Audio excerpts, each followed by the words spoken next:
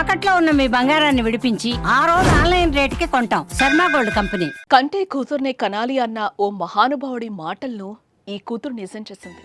చనిపోయిన తర్వాత తలకొరివి పెట్టి పున్నమి నరకం నుండి తప్పించే కొడుకు బాధ్యత మర్చిన వేళ కూతురే కొడుకైంది.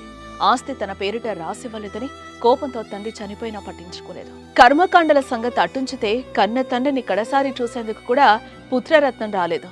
దీంతో చేసేదేం లేక అంతిమయాత్రలో అన్నీ తానై నిలిచింది కూతురు. ఈ హృదయ విదారకర ఘటన ఉమ్మడి మహబూబ్ నగర్ జిల్లాలో చోటేసుకుంది.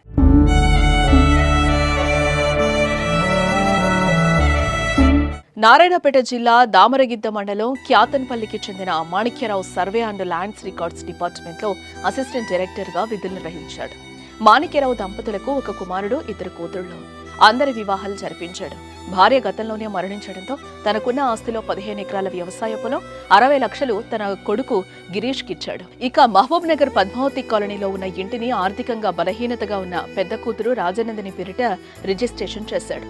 ఇదిలా ఉంటే ఇంటిలో బిడ్డల సంరక్షణలో ఉన్న మాణిక్యరావు అనారోగ్యానికి గురై మంగళవారం రాత్రి మృతి చెందాడు. అయితే ఇదే విషయాన్ని హైదరాబాద్ లో ఉన్న కుమారుడు గిరీష్ కు తెలియచేశారు. అయితే తండ్రి అంత్యక్రియలకు వచ్చేందుకు కుమారుడు అంగీకరించలేదు.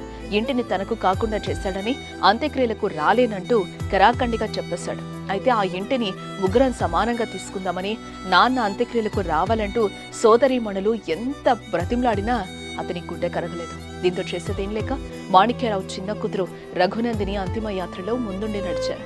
తండ్రికి తలకొరివి పెట్టి అన్నీ తానే నిలిచింది. ఇదిలా ఉంటే తండ్రిపై మమకారం కన్నా ఆస్తికే ప్రాధాన్యతనిచ్చిన కొడుకు పట్ల సర్వత్రా విమర్శలు వ్యక్తమవుతున్నాయి.